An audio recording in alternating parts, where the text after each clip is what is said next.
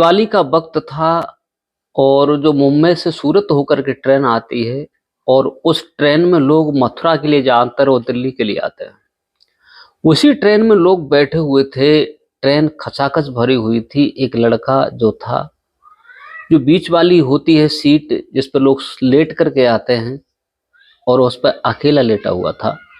उस लड़के का नाम होता है रवि। रवि भी सूरत से और अपने घर आ रहा था। मथुरा के पास सादाबाद उसका घर था। जब वो आ रहा था तो ट्रेन में सब लोग थोड़ा बैठने का इंतजार करते हैं, लेकिन सूरत पर आकर इतनी ट्रेन भर जाती है कि जिसका कोई मुकाम नहीं होता, कि लोग कुछ रह भी जाते हैं, कुछ बैठ भी जाते हैं, एक पैर पर आते हैं खड़े होकर। इतनी माराधारी उस ट्रेन में होती है दोस्तों। रवि उधर से गया हुआ था। सूरत से 2 स्टेशन पहले किसी काम से उसका मित्र रहता था, वहां से ही ट्रेन में बैठ जाता है और मथुरा के लिए अपने टिकट लेता है और आराम से ऊपर लेट जाता है। अपना बैग सर के पास रख लेता है। बैग रखे हुए था और जैसे सूरत पर गाड़ी आती है तो सूरत पर इतने यात्री हो जाते हैं, जहाँ तर यूपी के, राजस्थान और इधर उधर के हरियाणा के लोग बहुत से ज्यादा सब जाते हैं। तो वो उस जगह पर बैठा हुआ होता है। तभी एक महिला आती है और उसकी एक लड़की होती है, युवा, जिसकी लगभग उम्र 22 वर्ष होती है। लड़की का नाम होता है सुमन, और सुमन की माँ जो थी उसका नाम रेखा था। तभी वो उसकी माँ उस लड़के को ठिठकाती है और कहती है, बेटा थोड़ा मुझे भी जगह मिल जाए तो मैं भी तुम्हारे पास बैठ लूं। लेकिन जब रवि देखता है कि ये बुढ़िया, बोले यहाँ तो जगह है नहीं, बोले तो मेरी बेटी को बैठा लो। तभी रवि उसकी तरफ देखता है और उसे ऊपर आने को कहता है। लड़की ऊपर बैठ जाती है, लेकिन लड़की कहती है, मम्मी आप भी आ जाइए। तब वो लड़का कहता है कि 2 लोगों के लिए जगह है, तीसरा कहां से आ सकता है दोस्तों। जब ये बात वो लड़की कहती है तो रवि थोड़ा देखता है और कहता है कि आ जाइए, आप भी आ जाओ। तो उसे पकड़ के अपनी तरफ खींच लेता है। लड़की बीच में बैठी हुई होती है, उसकी माँ एक साइड में बैठी हुई होती है। उस पर थोड़ी जगह कम होती है, लेकिन बैठ जाते हैं, जैसे तैसे करके बैठ भी जाते हैं। वो लड़का रवि ठीक बैठ भी जाता है, लेकिन बहुत देर हो जाती है। लेकिन पानी खत्म हो चुका था, पानी पीने के लिए कोई व्यवस्था नहीं होती है। अब ट्रेन इतनी होती है कि जो बेचने वाले भी आते हैं वो भी बड़ी किल्लत करके आ पाते हैं, लेकिन 2-3 स्टेशन तक, और पानी की बहुत बड़ी किल्लत हो रही थी। तभी रवि उतरता है, देखता है कि पानी कहीं से मिल जाए, तो वो जाता है। जाने के बाद और किसी प्रकार से यात्रियों को अलग करता हुआ, कैसे भी जबरदस्ती स्टेशन आने वाली थी उससे वो उतरता है। पानी की 2 लीटर की बोतल लाता है, एक कोल्ड ड्रिंकिंग लाता है, लगभग 2 लीटर उसमें होता है, लेकर आ जाता है। तभी सुमन की माँ कहती है, रेखा बेटा तुम गए थे और तुम मुझसे भी कह देते तो मेरे लिए भी एक बोतल ले आते पानी की। तो वो कहता कोई बात नहीं है, इसमें है 2 लीटर पानी है, आप भी पी लो, मैं भी पी लूंगा। जब वो पानी पी लेते हैं सब लोग, पानी पीने के बाद होता यह है कि वो बैठ जाते हैं और कुछ खाना पीना होता है वो खाते हैं। लेकिन वो कोल्ड ड्रिंकिंग लाया हुआ था वो निकालता है और पीने लगता है और उनसे कहता है कि आप भी ले लो इसमें से। तो वो लोग कहते हैं कि आप पीजिए, आप लेकर के आए। बोले वो बात नहीं है, पीने वाली बात नहीं, आपको पीना है तो आप पी लो। एक सीट पर बैठे हैं तो वो थोड़ा थोड़ा लेकर के पी लेते हैं। ट्रेन चलने लगती है, बहुत भीड़ सारी होती है, खचाखच भीड़ इतनी होती है कि लोग आने जाने में, चढ़ने वाले, अब लोग रास्ता में चल करके ट्रेन के गेट ही लॉक कर देते हैं। किसी भी स्टेशन पर गेट नहीं खोलते हैं। जब गेट नहीं खोले जाते हैं तभी रात के लगभग 12 बज जाते हैं। कुछ लोगों को नींद आने लगती है, कुछ रास्ता में लेट के सो जाते हैं, कुछ सीट के नीचे घुस जाते हैं, लोग अपने अपने सोने लगते हैं। लेकिन इधर जो लड़की सुमन थी उसे कुछ नींद का झटका लगने लगता है, तो कभी सर अपनी माँ की गोद में रख लेती है, बैठने लायक जगह तो थी नहीं, कभी उस रवि के कंधे पर अपना सर रख लेती है, लेकिन रवि कुछ नहीं कहता। जब वो आड़ी टेढ़ी होकर के उस पर लेट भी जाती है, लेकिन वो गिरने जैसा चांस था, तो रवि उसकी कमर से हाथ लगाता है और अपनी तरफ को खींच लेता है कहीं गिर न जाए। लेकिन सुमन सो नहीं रही थी, लेकिन सोने का नाटक कर रही थी।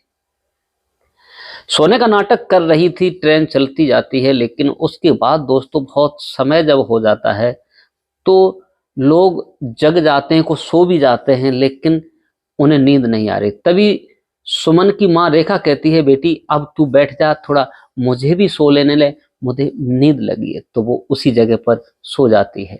लेकिन थोड़ी सर्दी महसूस होने लगती है, तो एक चादर थी वो निकाल लेते हैं, और चादर लड़की निकालती है। निकालने के बाद रवि से कहती है, इसे आप ओढ़ लो, सर्दी लग रही होगी। तो रवि थोड़ा ठिठकता है, उसके बाद में चादर ओढ़ लेते हैं। चादर ओढ़ने के बाद और सुमन होती है अपना सर उसकी गोद में रख लेती है और चादर ओढ़कर सो जाती है। लेकिन सो भी जाती, सोने के बाद नाटक जैसा कर रही थी, फिर धीरे धीरे रवि को सहलाना शुरू कर देती है।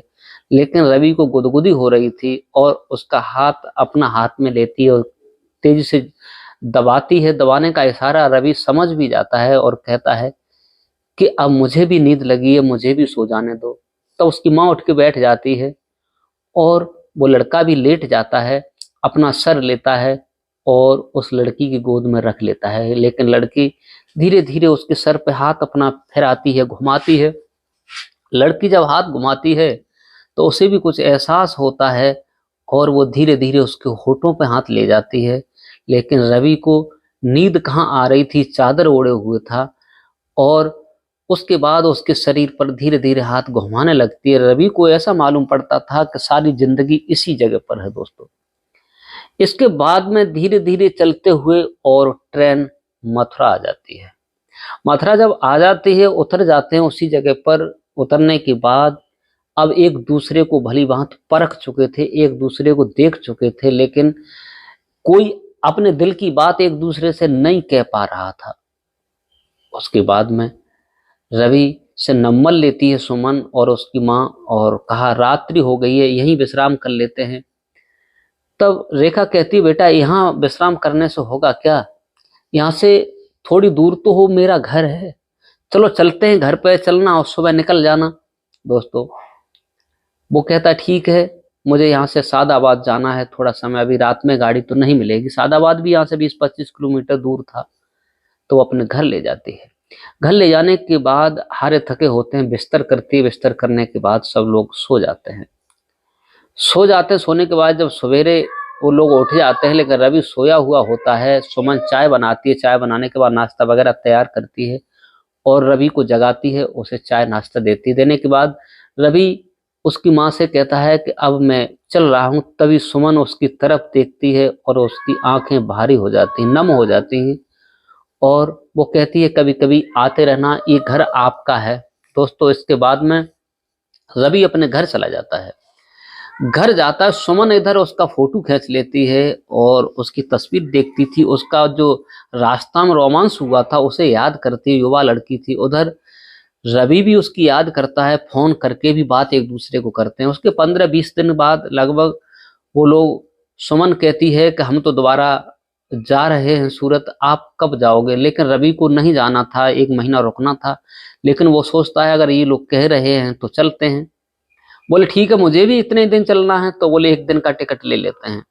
एक ही दिन जो निश्चित करते हैं दोनों लोग, वो लड़की, उसकी माँ और वो रवि, एक एसी का टिकट ले लेते हैं जिसमें कोई दिक्कत नहीं होती है, रिजर्वेशन करा लेते हैं और तीनों लोग उसी ट्रेन में फिर बैठ जाते हैं।